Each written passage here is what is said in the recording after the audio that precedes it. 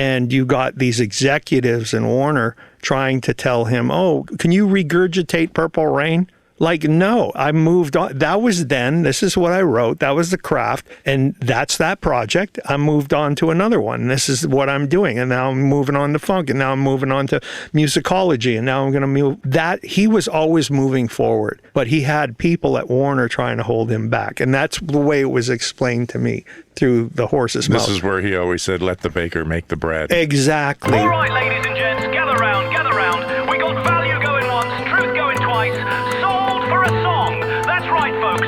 Rights signed away, data given away, pennies on the play. Publishing, gone. Credit, missing. Ownership, kiss it goodbye. 50 pages of catch-22s, no dice. You can't eat a like, a follow, or a view. Sold for a song. But wait now, hold your bits, hold your breath. Here comes the truth louder than the bass line. Time to take it back, where the artists rise, the system shakes, and the silence finally breaks. Welcome to Sold for a Song, the transformative podcast that dissects the music industry's long-standing practice of undervaluing its most essential contributors. Yes, we're talking songwriters and artists. In each episode, we'll delve into the journey of recognizing and elevating the true worth and value of music creators, discover how the industry has exploited creators, and learn actionable strategies to revolutionize this trend and take control of your career. Hello, podcast land. I'm Terrance Sawchuk, but you can call me Terry. After 30 plus years in the trenches of the music industry, trust me, I've seen it all. The highs, the heartbreaks, and the resilience it takes to succeed as a creator. Here's what I've learned.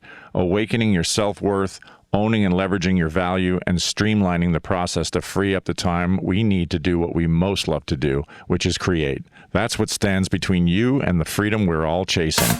All right, before we dive in, if you believe in empowering artists and redefining what it means to thrive creatively, do me a favor, subscribe, leave a quick review, and share this episode with someone who truly needs it. That one click helps more than you know. And if you want to go deeper, join me at terrancesawchuk.com to be a part of the community and follow all of my endeavors for exclusive content and updates.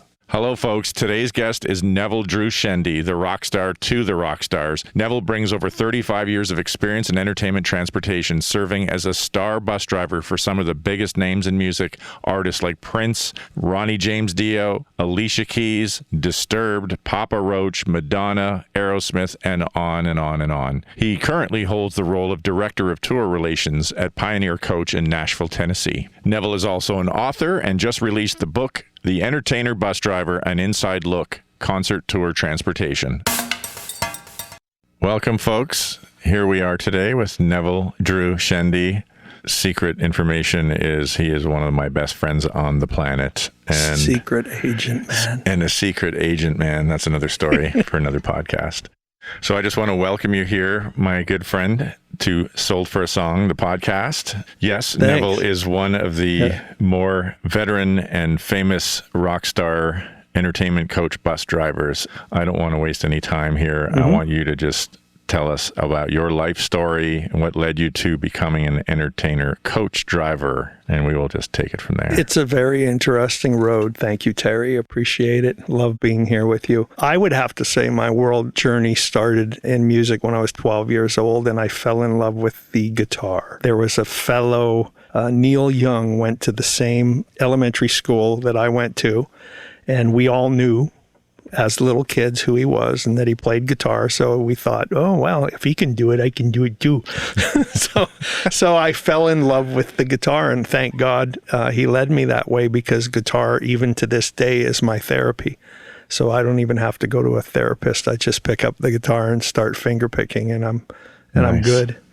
But that journey from age 12, little did I know, in love with the Guess Who and Led Zeppelin and Black Sabbath and AC/DC, Kiss, blah, blah, blah. Who knew later on in life I'd actually work with all these artists on a level in the bus world? Really? But I got into a band, Dorian Gray, way back in the 80s, and just fell in love and wanted to be a rock star like everybody else. It didn't quite pan out that way. Played a lot of coffee houses. Worked for the Department of Highways in Manitoba as a tanker truck driver. And little did I know that commercial driving would translate later. Let's see, 1998, I was working for Blessed Union of Souls as a guitar tech because I love guitar so much, and I worked for BC Rich, Hanser Holding, as a guitar tech there. Greatest job I ever had, but the pay was really bad. But it was the greatest job because all I did, I was the guy who put the initials on the sticker once he checked the guitar out and didn't have any cold solders or stuff. It was a great job. And that led me into guitar teching with Blessed Union, which led me into driving a bus. So what the story there is, our driver, Bobby Edwards, got sick while we were on tour and pulled the bus over, and it was like 3 a.m. and the bus was sitting still, and I woke up because there was no movement and I didn't know what was going on. So I went to check on Bobby, and he had a little puke bucket, and I was like, dude, are you okay? Like, blah, blah, blah. And he told me he was really sick and he couldn't drive anymore. And I said, well, you want me to drive? And he says, you have to have a commercial driver's license. I was like, I have one. And he perked right up. It's like, why didn't you tell me that? I was like, yeah. So I jumped in, and like, I'm used to driving double clutching and stuff. This thing's just a push button. Oh, nice. Push, drive, go. And it was a Silver Eagle, 1997 Silver Eagle. So first bus I ever drove. Drove us probably the next 2 shows. So I guitar teched and then drove. And it was really easy. And that was it. And then Bobby got better, and then he finished the tour. And come fast forward to 9/11, when everything shut down, I get a phone call, and I'm still a guitar tech, and I'm on a retainer. And I get a phone call from this English guy claiming that he's with Aerosmith. And I said, I loved Aerosmith back in the day, claiming to be Aerosmith, and he needed a bus driver. And I was like, I thought it was Bobby playing a joke, so I hung up on him.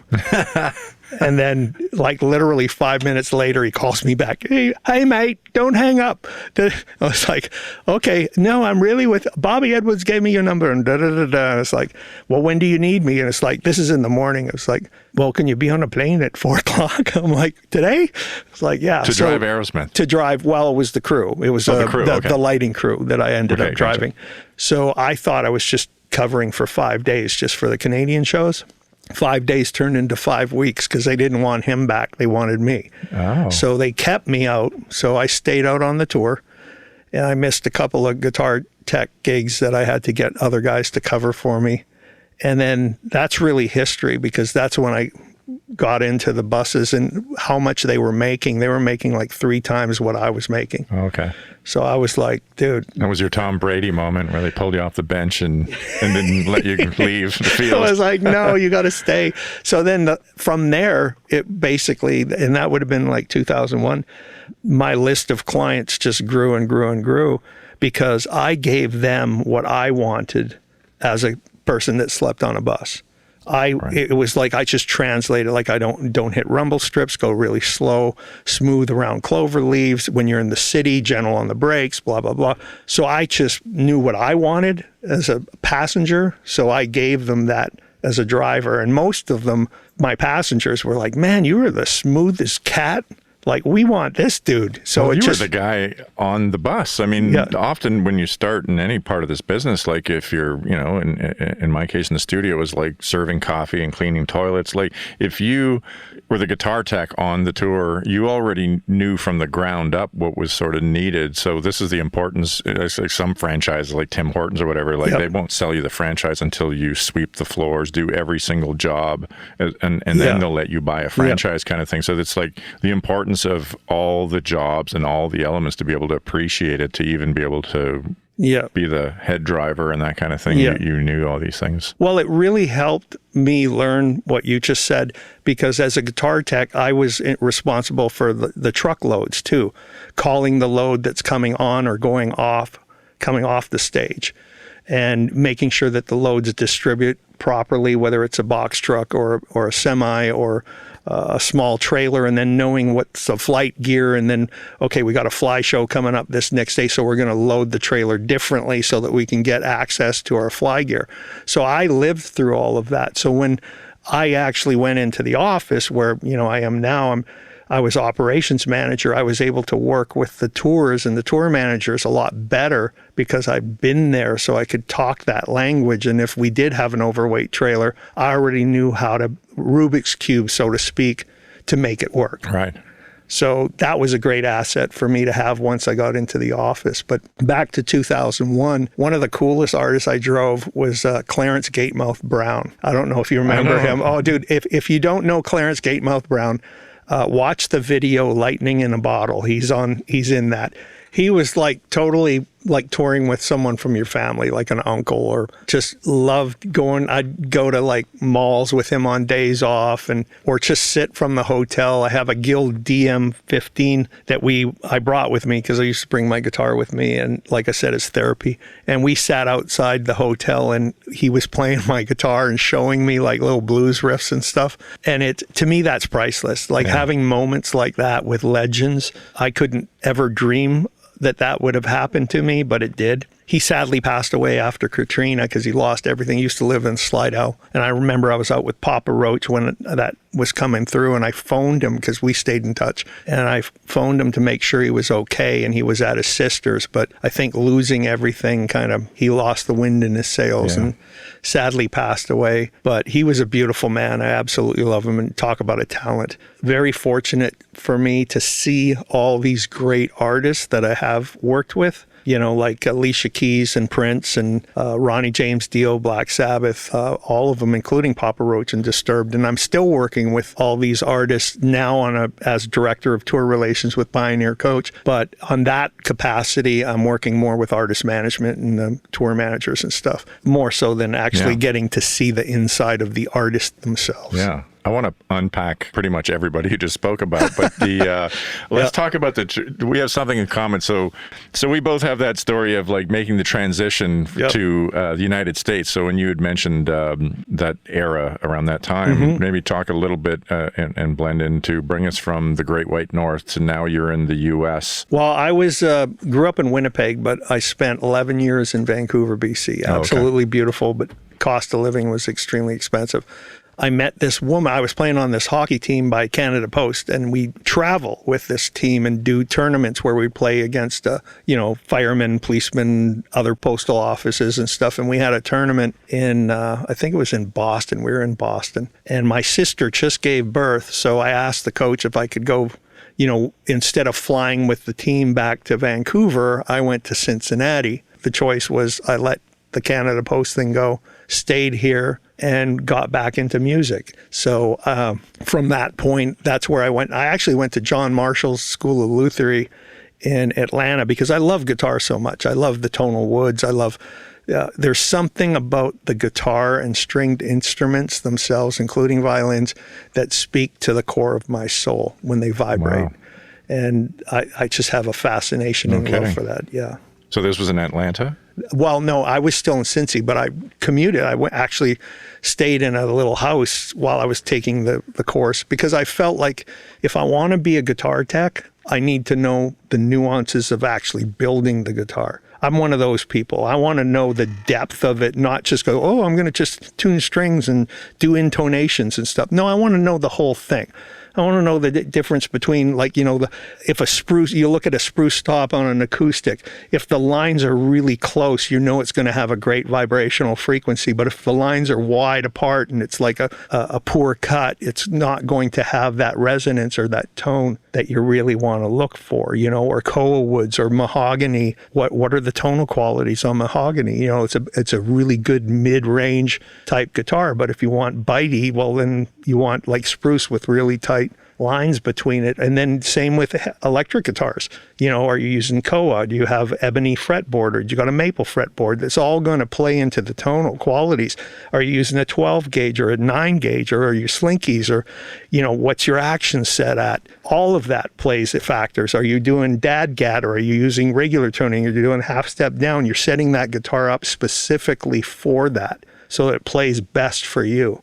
So two things on that. That's incredible. And I don't know who said it, Gandhi or somebody, the way you do anything is the way you do everything. So what kind of mindset would someone have to be entrusted to be a personal tour bus driver for a year and a half for Prince?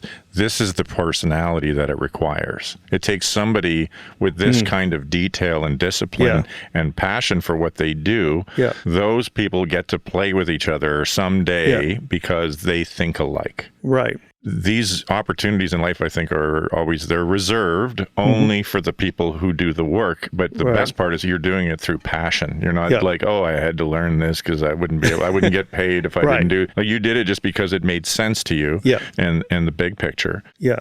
I love what you said about, like, when you bring up Prince, like, because I just want to go back to, like, when I first, 2001. So I'm getting into it. I'm giving them what I would have expect as a guitar tech, right? So for the crews and for, you know, Clarence and all these people that I end up driving earlier on, Stereo Mud, etc., they all loved what I was doing because I was like one of them, right? So I'm blending in really good as one of them. I'm not trying hard, but it's just naturally coming. But when the people that probably taught me how to get to the next level, which would be the pinnacle of I don't want to say perfection, but trying to shoot for perfection all the time, or trying to shoot for excellence, were Prince and Alicia Keys. Those were the two that and Prince probably would have been the one I learned the most from. And when I was able to learn from him and work with him and learn the inside nuances of what it takes to be the best, that translated, like, later I get with Ronnie James Dio, and then 3 years with him with Heaven and Hell Tour, etc. And then I move on into the office because I'm now at a performance level, thanks to a couple artists that I worked with, that demanded or expected that level. And I could get to the Prince stories. Like, anyone who was able to work with Prince and actually know Prince at an intimate level or a work level would never have anything bad to say about him.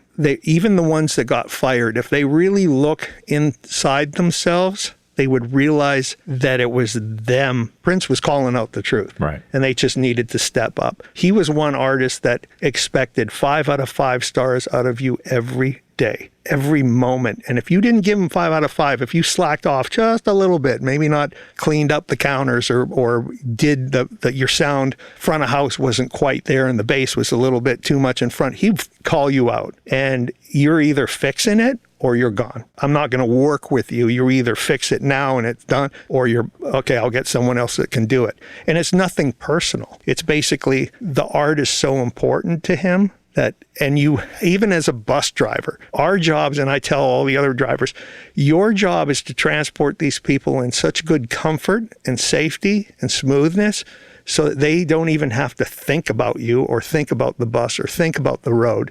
And they can just concentrate on what they're supposed to do, which is their craft, their performance. And you need to get them so that they can be at 100% level. They don't need to worry about breakdowns. Or I'll give you an example on the Prince tour, even as like small as like this. Can't remember which city we were in, but this is early in the tour. He looked at the microwave and he said, "There's not an oven on this bus." And I said, "No." And he said, "You could get a convection oven." And he said, "Yeah, get me a convection oven." And then he went off and did the show. Well, guess what I did? What a good driver would do. As soon as he gets off, he goes in the venue. I'm looking for a Best Buy as close to the venue as I can. I get the runner. I take the measurements of the cabinet. I'm not calling the shop. I'm not going, "Hey man, he wants a convection oven and I'm going to wait for it." No, I'm going to take the ball. I'm going to run with it. I did it. I did call the shop to let them know what I'm doing and that I'm going to go buy a convection oven and I'm going to install it and pull this other one out. So by the end of the show, he's got a convection oven. Before I'd even go to the hotel to go to sleep, he has a convection oven, new convection oven installed, instructions. I simplify the instructions so that I can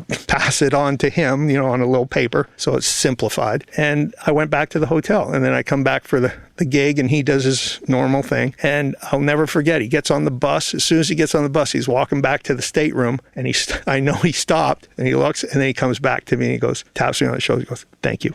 And he goes back. There you go. Simple. That's awesome. I mean, again, he demands only what he demands of himself, and if you can't, too hot in the kitchen, get out basically, and which is good because when you raise your game, and this is for anyone in any part of their life, you raise the game for what you feel you deserve and what your purpose is, and the people around you will either rise with you or they'll drift out of your lives. Either way, you get to go on and be the best that you're able to be. I can tell you he really cared about people, though. Yeah. Like even the people that probably he let go, he would let someone go and still hope that person would figure it out and get better.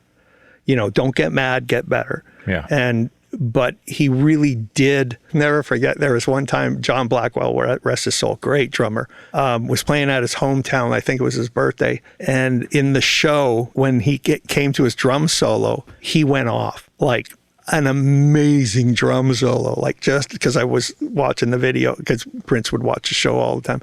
And it was just amazing. But Prince called him on and scolded him because he got off track of the parameter of like, it's almost like, here, I'm going to sit down and show you how to play the solo that I want you to play, and you play it exactly like that. And if you drift off of it, even throw in a triplet over here, I'm going to spank you. You know what I mean? Like he was a genius. He had this vision, and you stayed within his vision. The framework. So I remember the Lovesexy tour. He and I must say that I'm the largest Prince fan in the world. He is by far the biggest influence on my music and my music business as well. Right. The fact that Sold For a song, putting a number 4 in there is paying homage to him instead of the word for. The Lovesexy tour. So I remember the band being interviewed, and they said we rehearsed for a year and a half for that tour. And Prince, on a 4 count, would call out any one of like 7 arrangements of a song. So it'd be, whatever, Purple Rain 5E. Yeah. 2, 3, 4. And you're like, what? Like, yep. Oh my God. That's just like, I've never heard of that level. But back to that theme of the way you do anything is the way you do everything. Right. I want to backtrack for a second. I'll say to our listeners here, unfortunately, I have the pleasure of, I know so many of these behind the scenes stories. I want to make sure that we don't miss some of them because you've told me so many over the years. But I want you to start back with the day you went out. You left Nashville, I believe, and you went out to pick him up, I think, at the Beverly Hills Hotel. Oh, you want that? Yeah. Can you please tell that story? Oh, this is a very interesting story, and this just shows you the level. This is all learning for me, too. Yeah. Instinctual learning and getting to that next level. So prior to Prince, I'm, highly requested on all these rock tours, and the owner of Pioneer, Doug Roundtree, felt like, oh, hey, there's only one guy that could really do this that I think would be Neville. Like, let's send Neville out with Prince. That's a perfect match. So, and little to his genius it was. So I got in this brand new Star Bus. It's called the Star Bus because you got the 12 bunkers and 8 bunkers for bands, etc. But in a Star Bus, it's almost like a motorhome with a really nice bedroom in the back and the shower. And in this case, there was a set of bunks in the middle where Scotty bodyguard would have a bunk, and then I had the spare bunk if I needed a nap or whatever. If I was at a show and didn't have time to get back to the hotel, I had a bunk that I could nap in. And then the front lounge, really, nice, whatever. And he'd have his guitars. That purple Taylor was in there. No way. Oh, yeah. Just hanging there. I confess I did pick it up and play it because he's not on there. So I'm like, I'll just play this thing and wipe down the fingerprints so he wouldn't get mad. But yeah, it was pretty cool. And there was another guitar he had on there. It was electric, and I picked that one up too. But it was great because, so getting back to picking him up, I'm told all these guys are trying to tell my fellow drivers, oh man, you can't look at this guy, and you have to deal with the security straightforward and blah. And as I tell this to all my drivers, don't listen to other people. Just go in clean. Go in with a blank slate. Be advice. Yourself. Don't be intrusive. You're there to serve. So like a 5-star waiter at a 5-star restaurant, you're there to serve. You're not intrusive. You mind your business and do your job. And so I'm taking this brand new coach, rolling across the country, and I get to the Jolie Hotel first. And Takumi wanted to see the bus. He's Prince. Takumi and I are great friends now. But he wanted to see the bus before it went to Prince to pick him up the next day because I was staying at the Jolie and he was at the Beverly Hills. Hilton, yeah, it was Beverly Hills Hotel. So Takumi comes out and a couple other, techs and people come out to look at this bus just to scan it. And I mean, the thing's brand new. It's got like barely 5,000 miles on it. So he comes on and he looks and he's walking around the bus and looking at it and he goes, dude, what's with the Elvis plate? And then I told him the story, like my nickname's Nelvis and you never give yourself your own nickname. I used to do this, Elvis. You never ever. So nicknames are bestowed upon you, and I'll tell you other stories like Ronnie James Dio bestowing Mudcat on me, and Papa Roach, Neville Driver instead of Devil Driver. But Nelvis came from me playing an Elvis 68 version, like the old Big Boy Crudup stuff. And this guy comes up to me after the show show. He goes, "You ain't Elvis, you Nelvis." No way. Because it's Neville, right? Yeah. So he was like, "You Nelvis," and that just stuck. It was like, okay, I'm not Elvis, I'm Nelvis. Probably because I was a really bad impersonator. So you put this on the plates of the bus? No, the plate on the bus was Elvis 1 Tennessee. Oh. It was like, what do they call those kind of plates? Personalized plates. Yeah, personalized plate. So I have the actual portion plate, and then I have this Elvis plate, and it goes on every bus that I ever drive. Just that Elvis thing. I liked it. There was one time I was in Philly, and a police officer wrote me a ticket with the Elvis 1 plate as the plate on it. Obviously, I never got off, yeah. I never paid it, and I still have the ticket. So if you're out there, buddy. Anyways, that was many years ago. So he tells me I'm going to have to take the Elvis plate off. He says Prince hates Elvis, doesn't like Elvis. Wow. Elvis stole black people's music and brought it. That's how he felt. That whole thing. Yeah. At least that's what Takumi told me. So you're sweating. Yeah. And no, I'm not really sweating. I wasn't going to take it off because Takumi told me. I said, well, if he wants it off, he'll tell me. Okay. And I'll just, whatever. So the next day I stay at the Jolie, and then the next day I'm supposed to go to Beverly to pick him up. I remember leaving early. I was told I was to pick him up at 1:00, and I left at 11. So I wanted to be there really early, have the bus standing tall, and I scanned where I could pick him up because I knew he was going to come out of a side. He ain't going to come out the front. No. So he's coming out a side door. There was a side door with a sidewalk, and I literally lined the bus and the door up with the sidewalk so that it would be a straight walk in. And I called the security guy, the contact I had, and I called him and I said, hey, I'm out front. Just wanted you to know I'm over on the side. Just came early. I wanted to make sure I'm standing tall and I'm good. I missed one part here. The day before, because I did some research on Prince and I found out that he liked orchids. So I went and bought a $150 vase of orchids. Wow. For him. And I actually did a little welcome note on behalf of Pioneer, but that's something I did because I knew he was a high profile artist and I wanted to make sure the bus looked really good for him. So that's what I did. I have this bus out front and told him I'm early, and then so he says, okay, I'll be about an hour because we said it was 1:00. So I'm hanging around the bus, I'm shining, I'm bringing out a rag since I've got time to burn, right? Everything's up, satellite's working, blah, blah, blah. And I'm out there polishing the chrome and wiping it's blinging.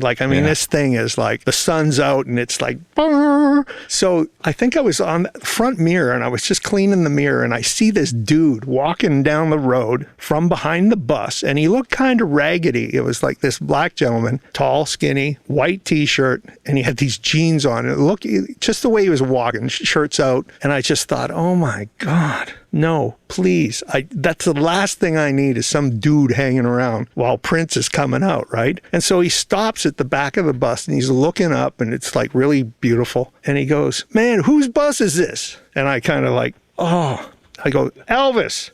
And he turns his head, he looks at me and he goes, Elvis is dead, man.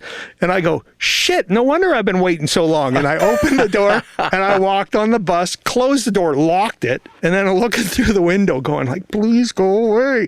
And this guy, he's just like standing there and like looking, he's shaking his head because of my response.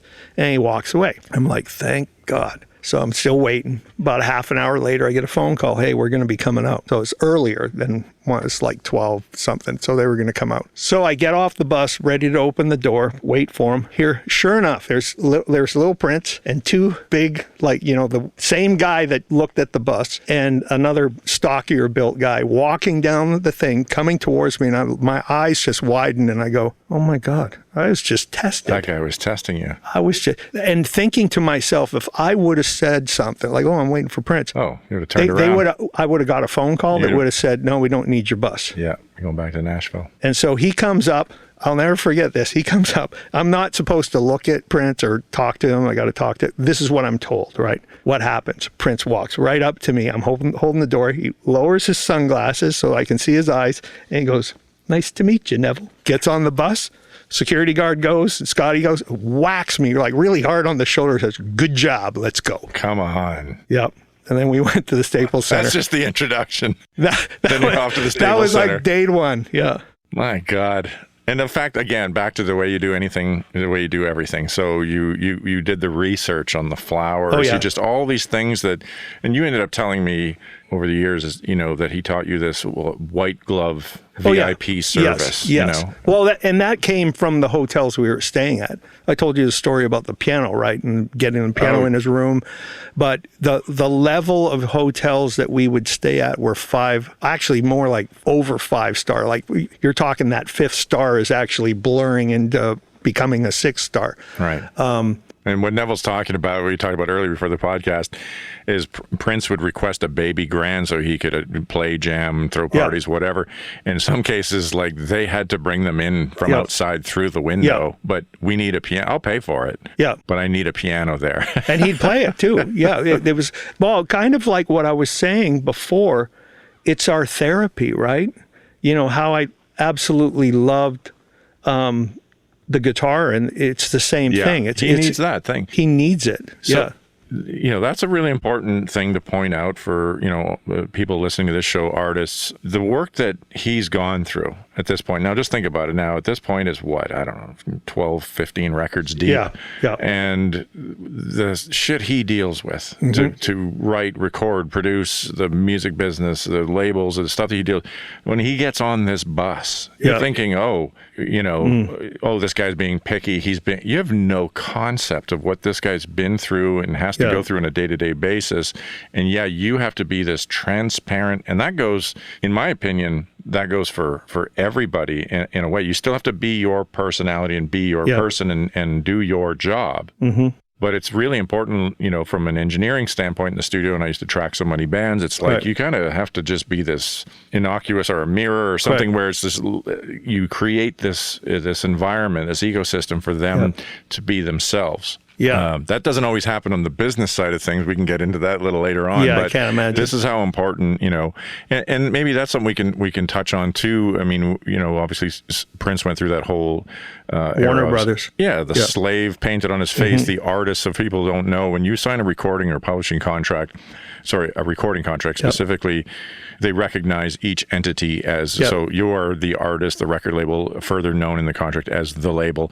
So he just went back to saying, well, if you're just going to treat me like this contract clause, then I'm just going to call myself the artist from the contract clause. And that's where formerly known as came from. And that's where the symbol came from, because they actually were going to sue him because he couldn't even call himself formally known, because their lawyers were actually, we had this conversation when he was sitting in the jump seat, a lot of cool conversations with him sitting in the jump seat, because I actually thought I was going to be an airplane chaser, because a lot of these high-end artists, whether it's Brad Pace or whatever, usually the star car driver drops them off at a private airport, they fly into the next city. And I remember one time asking Prince when he was because he was on the bus all the time with me, and we really connected. And I'll never forget, I'm having this conversation with him, like, well, I thought I was going to be an airplane chaser. And he didn't even know the term. He's like, really? What do you mean? And I was like, and I told him, I said, like, where I'd just drop you off at a thing and then I'd deadhead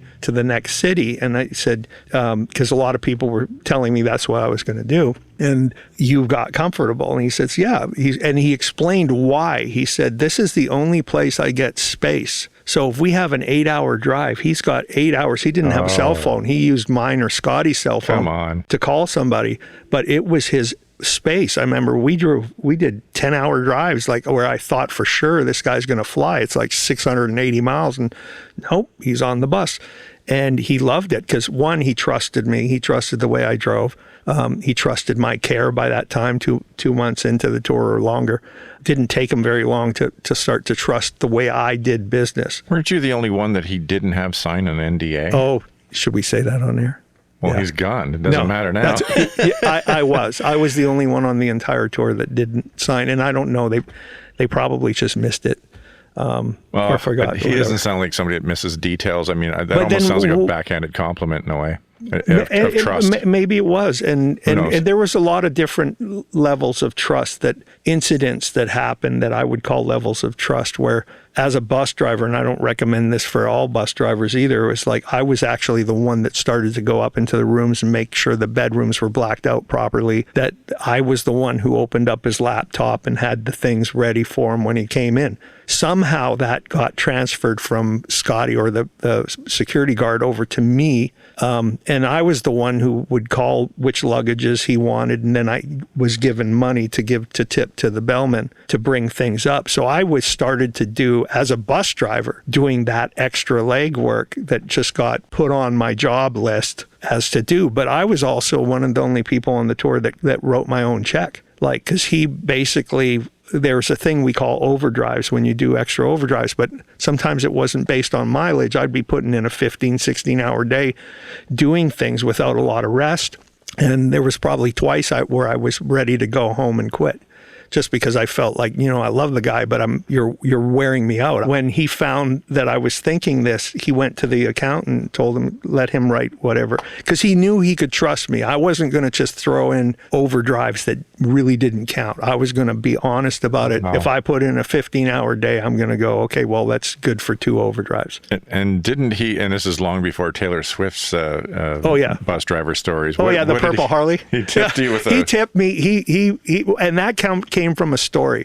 So here's the story. We're driving down the road. He's sitting in his jump seat reading Jet magazine or whatever. And we were talking about things that we like to do for therapy or just to get out, like stress relief things. Yeah. And he liked lakes. He liked to go. There's a story I have where we were actually supposed to be at sound check, and he literally told me, hey, is there a lake around here? And so I looked on the GPS for a blue spot that looked like water. And I said, well, looks like there's a lake over here. And he says, let's go. And he's supposed to be going out for sound check. So we just leave. And then I get a phone call from the security. It's like, where the hell are you guys going? I said, he wants me. And then he told me to hang up. I was telling him that he wanted me to take him to a lake. But Prince told me he doesn't need to know where we're going, so I had to hang up on him. And we're driving away, and no one knows where. I'm the only one that knows where he's at. And it's like they're worried that, well, is he bolting on this show? Are we going to have this show? What the heck's going on? And so I came up with a code with the security guys where I would call them, and I would just hit the one key, and they'd hear the beep, and then I'd hang up, and that would mean that we're being delayed. And then when I would call back, I would hit 5 times, and that means I'm 5 minutes out. But I wouldn't say anything because Prince it was quiet on the bus, and he would hear me if I talked. So we had this code going Morse on now. Code. Oh, it was funny, and he would sometimes check because he was a vegetarian. So the only thing the catering may have, like they'd have tofu and maybe have fish, and he would drink some wine. He liked it, really good wine, but no red meat, no chicken, no pork, none of that stuff. And that's hard for, like, you talking riggers that are 5 a.m. and where's their bacon and eggs? They need their protein. So what we ended up doing is catering would still get them these eggs and protein and bacon, but Prince would hear, like, he would suspect this stuff happening. So we would jump in the bus so he could go do a quick, like, see to get someone in trouble. And I would code these guys before we were coming. Oh yeah. I'd code. They loved me. Like I'd code them, and they would tear down all the bacon and eggs or whatever, whether it's steak at lunchtime or whatever. They tear it all down, and then all you'd have would be like the salmon and the tofu and whatever. But oh my God. The cool thing is what they loved me so much that they would later give me like food. Me and Scotty or Alan. And they put it in the bay sealed up in the bay. So when we dropped Prince off at the hotel, we'd come back down and grab our food and then go back up to our hotel room so we could still have our. Oh my God. He wanted you eating what he was eating. And yeah, I didn't agree with that part. Well, nobody's perfect. I always say, when have you ever had an issue with somebody's good points? Those aren't the ones that bother you. It's the ones that, that bother you. But hey, Neville, you shared a story with me once, and I asked you, what does Prince do after the shows? Something I think it's really important for our listeners, especially young artists that are coming up and they're tired of like, oh, I hate doing social media marketing. I just want to do music. It's like, how about do a movie? Yeah. Prince is doing a movie for the release. You don't want to do a TikTok post or go live every day, and this guy's shooting a bloody movie to promote this song. And I mean, I've heard so many stories, if it's Prince or Madonna or whatever, they were just black belt marketing gurus because they didn't want to see their art die after they delivered it. There was like, I've got all these great imagery videos, and look at Michael Jackson with his videos and how it changed MTV. And now you've got like, you'll get this entitled generation saying, well, I don't like doing social media. What the hell are you like? Give everybody a window into the work ethic to say, so this is your competition. So you've got like, he's like 52 years old at this point. And I asked you, what happens after a show is over at midnight or whatever? What does Prince then do? Well, what would happen after a show, and this is every single show, all the way up. And they're 4 hours long? I've seen his shows, and it's all like the way up to the end. Epic. We would literally, what would happen is the bus would be parked under this, wherever, it'd be parked really close, inside the stadium, good access for them. And the ladies that looked after would come in with his catering and put really nice china and stuff there, and his bottle of wine and his glass of wine. I had some really nice wine glasses. The front of house guy would finish burning the entire show and the audio for me while Prince is like off the bus and he's showering or whatever, and run it back to me. And I would grab the disc and I'd put it in the DVD player and I'd line it up. So I would, when I say that, I would take all the foo-foo out just before the lights go on. So it's like just before he comes on, and then I'd pause it there. Okay. And then I put the remote by his cutlery, and the girls would come in with his food. And I would literally just have to hang around. Like sometimes I'd sit in the jump seat, and sometimes he'd ask me to come back, sit in there was one thing where he kept playing it back, and he asked me, he goes, Neville, come here. So, I don't want to, here's the thing I got to warn all my drivers, is you have to have a really good peripheral understanding of space and only go when you're invited. Read the room. Yes, read the room. So I would always be out of the space, but still available for anything that needed to. And if I read the space, like say someone was getting in trouble, like the front of house guy got fired, I can't remember who it was, but 2-3 weeks into the tour. And when he was called on the bus, Scotty and I looked at each other, and we could just, it was thick. And we were just like, I'm off the bus. Like, how to read that room. So he calls me back and, listening to it, and he says like, what do you think of the bass in this? And I was like, well, it sounds kind of bassy, a little bit out front. And I was just giving an honest opinion, not trying to get anyone fired. But stuff like that. And every show, and this is where I had so much respect for him, because the artist that I was driving prior to him, it was almost like literally a person that's using probably 35% of his brain that has to deal with a bunch of people using 12% of their brain. So he's playing chess and everyone else is playing pickleball. Oh, 100%. It's just, it's mind-blowing. And I'm very...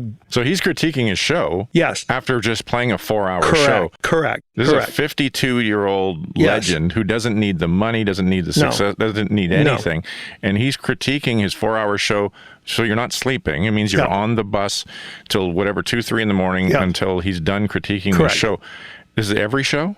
Every single show. At 50? Every single show. So this is... And the band couldn't leave until he said that the band could leave. Like if he found something in the show that needed critiquing because of a performance of another member, they were not allowed to leave. So the band bus actually stayed. In fact, there were times like where the crew buses and the trucks were all gone and we were still sitting there. What do you mean? So he's watching the show and then he has a critique about something in the band bus. He's telling him to stay at the arena? Yeah.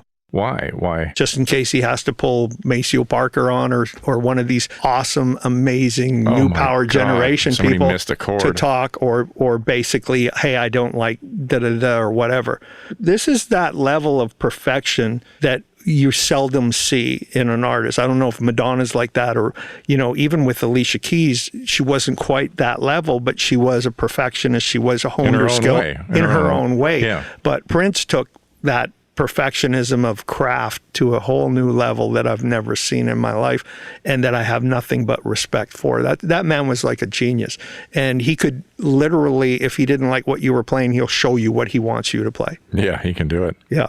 Yeah. So for the artists that are complaining, I've heard it all from people who are like, how many CDs did you sell this month? Oh, who even buys CDs? And and then you listen to this story. Yeah. And you go, dude, this is your competition. Yeah. The Nashville songwriters, I mean, we sit around there writing 100 to 300 songs every single year. Right. And then Prince at 52 is doing a 4-hour show, then critiquing a 4-hour show before he even goes to sleep. Well, and not even only that, like after the shows, like he would watch, like on our drives, other artists performing, like in historical stuff, whether it was Led Zeppelin or, Sly and the Family Stone or whatever. He would watch various performances and pull things out of there. Like whether it was a James Brown move or something, and then just pull it and see if it works. So that's the other stuff that he would critique. I would see these notes. Like I remember looking at some of these notes where he would write something and then he would add that to the next show. And if it worked, he would keep it. But if it didn't work, boom, he'd find something else to throw in there. So it's fun. It's like funnel hacking. I follow Russell Brunson, and he says you find a good idea. Or as I'm telling artists now, it's like I believe you should have your own sort of private portal, and instead of every other tech company out there leveraging artists, I see it the opposite. I see them using tech to their advantage and owning everything and leveraging everyone else. Right. Yeah. Hey, Nev, I want to ask you, you were sitting in a unique seat, literally. Prince, who is, one of the people that battled the hardest against labels for his rights and rates and his master recordings and all of the stress that Warner put on him to basically, we want you to recreate Purple Rain every year. If you can give us any kind of inside, stories or experience you had with him based on what it's like from the artist standpoint from dealing with that stuff. Well, I remember there was one night we were rolling down the road and he was in the jump seat, and we were talking about music and composing, and I was sharing that I used to like to write songs, and it was therapy for me. And somehow we got on the topic of Warner Brothers and artistic control and creation, like creating your music and the craft that it was. I would never forget it was brought up because I look at it this way: if you had a person that's a genius, and you're the genius, would you let a 3-year-old have control of your artistic direction and your craft? Because I'm not saying that as a joke. I'm just saying that as truth, because you're talking about a guy who's on a different stratosphere when it comes to creation and music, etc. And you got these executives in Warner trying to tell him, "Oh, can you regurgitate Purple Rain?" Like, no, I moved on. That was then. This is what I wrote. That was the craft. And that's that project. I moved on to another one. This is what I'm doing. And now I'm moving on to funk. And now I'm moving on to musicology. And now I'm going to move. That he was always moving forward. But he had people at Warner trying to hold him back. And that's the way it was explained to me through the horse's mouth. This is where he always said, let the baker make the bread. Exactly. I have nothing but respect for that, because to me, that's when an artist actually sticks their flag in the ground and says no. Like, now I'm going to say no. And they're going to come at you with everything. They're going to look at the contract. They're going to say, "Hey, you owe us another album, but this album has to be like this." No, I'm the creator here. Well, you go write an album then. You're talking to. It's like, stop it already. And my advice to artists is listen to your belly and be firm. Don't cave in on your creativity.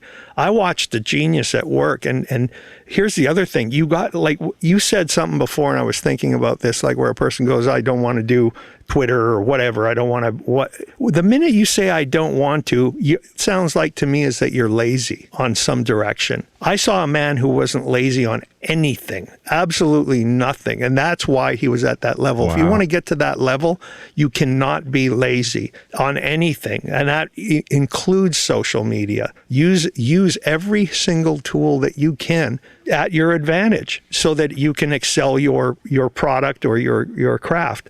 And I always say this too: if you're being fearless with your music, but you're not being fearless with how you manage your business, you're not being fearless. So he, of course, is accomplishing all of these tasks, but he's not doing everything. He's in charge, but he's not in control. So you need to know yourself and do the hard work. Like you went and learned all about guitar making, and just to be a guitar tech, you have to put in the work just to know who are the right people to appoint. Right. To go, I always quote the Dan Sullivan quote, you always have a who problem, not a how problem. Yeah. Prince, he knew his weaknesses, I'm sure, and he knew enough about things to put the right person in that job. If he had a weakness, I don't know it. I never saw That's crazy. Let's talk about, I want to talk about you and now you have a new book out, first of all. And what's the title of your book? The book is The Entertainer, Bus Driver, and Inside Look. Yeah, I know all these things already. I've read the book. It's fantastic. I listened to the audiobook. So you are, much like what we're doing here, is you have your own book, you have your own course coming out. Tell us about that. Well, the course I have is called CDL Platinum, and it's for commercial drivers. It's actually a lifestyle training program, and it was inspired from a lot of the drivers that I work with, and some of the drivers, like I got some drivers that are in their 70s that still have to work because they never looked after their retirement. They got paid cash on the road. They bought fancy dancy cars, but now that they're older, their health is starting to ail. They don't have the money and they're forced to work. And then I have a lot of drivers that are great drivers, but they're out of shape. They're out of work. But I'm looking at all these drivers that have bad health, and not just entertainment drivers, truck drivers that are out there. And when I do go out on the road and help out a tour or something, you're pulling into a Love's or a TA or something. And what's their choice? McDonald's, Wendy's.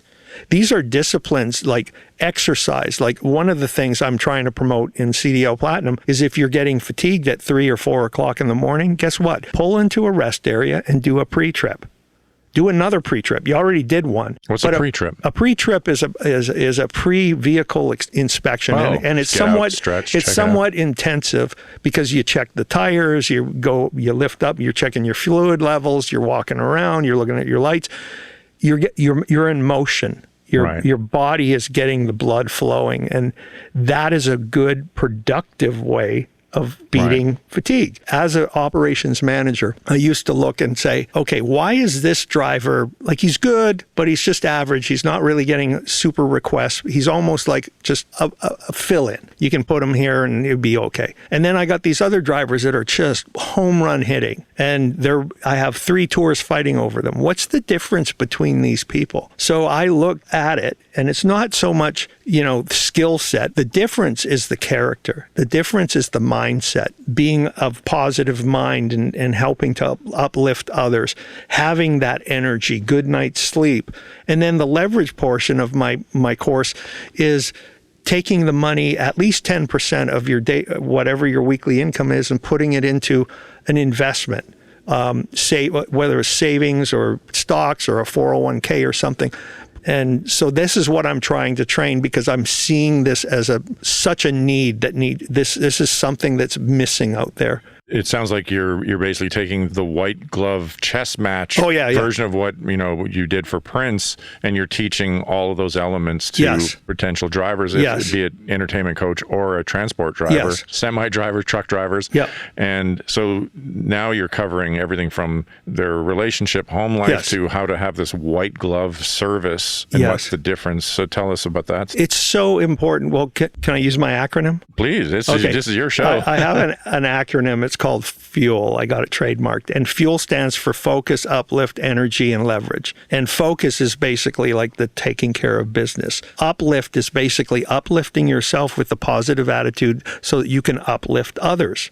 And energy is like that input, the fuel. Eating properly, having energy in the sense of learning meditation or doing Tai Chi or whatever, that creates energy. It creates flow. And then leverage is just being smart, using leverage of knowledge, whether it's knowledge in the sense of investment and in putting your money in the right place, or knowledge in your vehicle, or knowledge in anything. Because there's another acronym that I like. It's called luck. And luck exists, but it's called laboring under correct knowledge. And bad luck exists too, but it's bad luck comes when you don't do laboring under correct knowledge. You're laboring under false knowledge. That's where bad luck comes in. So it really is up to you to learn your craft. And I can say this, if you have, like, I love that you brought up family, because family is really important. And in the course, I'm trying to teach people to connect with either their wife or spouse or whoever, their significant others. But that relationship is also work relationships and relationships you see out on the road, whether it's the person at the front counter or the pilot or whatever. Just being positive in your interactions with those people and affirming when someone does a good job, thank them for them. Kind of like when Prince, like, I'll never forget, there was one time I was ready to like quit because I felt like I was being used and putting in these 16-hour days and stuff. And all it took was this one drive. I guess he could read my energy,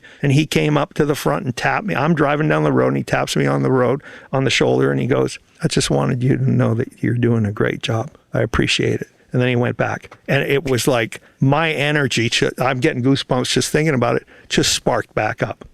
But you were the one that said, you went back and said, I'm ready to leave this job because I'm putting in so many extra hours. But you went back and said, I need to get paid for my time. And he didn't have a problem with that, to the point where he said, here, sign your own check. Yes. And this is something that is the basically beginning stage of my frameworks, and the whole story of Sold for a Song, the book, the course, everything is our value and how we undervalue ourselves. So the only way you can work overtime and not get paid for it is because you chose it. Yes. And gave somebody more value because you didn't feel as valuable. Could you imagine Prince putting in an extra 60 hours and going, oh, I'm fine, you guys just keep the money? Hell no. No. I'm getting paid for every minute of what I do, and no one's going to be able to compete with me at the level that I'm your working. Value.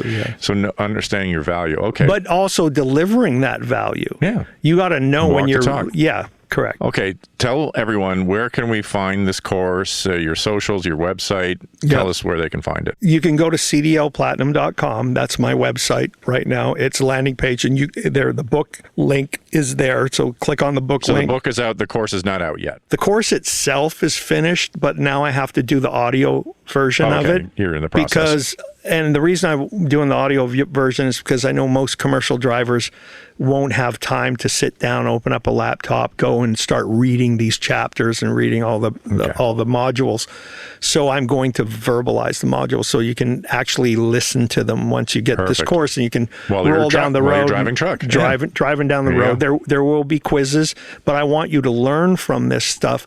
And if you pay for the premium version of this, we're going to do Zoom calls once a month, and we'll work together to make sure that you're up on this, because I'm not doing this for me. I'm doing it for you. I'm doing it for the others out there, because I want to see those that are interested to excel. I want them to excel. I want to give them the tools so they can have a vibrant life, not only at home, but on the road. And I've noticed, like, if you got problems at home, you're bringing them with you on the road. But if we can work with different tools so that those problems at home are less, you will be a better performer on the road, and you'll also be a better performer at home too. There it is. Well, we are in similar stages of our lives where we're both trying to bring value to the people that we once were, really, and trying to give back. I just want to thank you so much for sharing all your stories and experience with us today, and I'm positive that our listeners are going to get a ton out of this, just hearing the work ethic and the white glove service. And it doesn't matter if you're the bass player in the band, if you're the artist, if you're the tour bus driver, it's the way you do anything is the way you should do everything. And I just want to really thank you again. You can follow Neville at CDLPlatinum.com. His course will be coming out soon. His book is out now. And I just want to thank you so much for joining us today. Awesome. It was a pleasure. Thank you for asking me. If today's episode lit a fire in you, don't let it fade. Subscribe to Sold for a Song, leave a review, and be the spark that helps others discover their own worth. And if you're ready to go deeper, my upcoming book, The Sold for a Song Academy, and one-on-one mentoring are all waiting for you inside my private portal. Visit TerranceSawchuk.com. Let's build this movement together.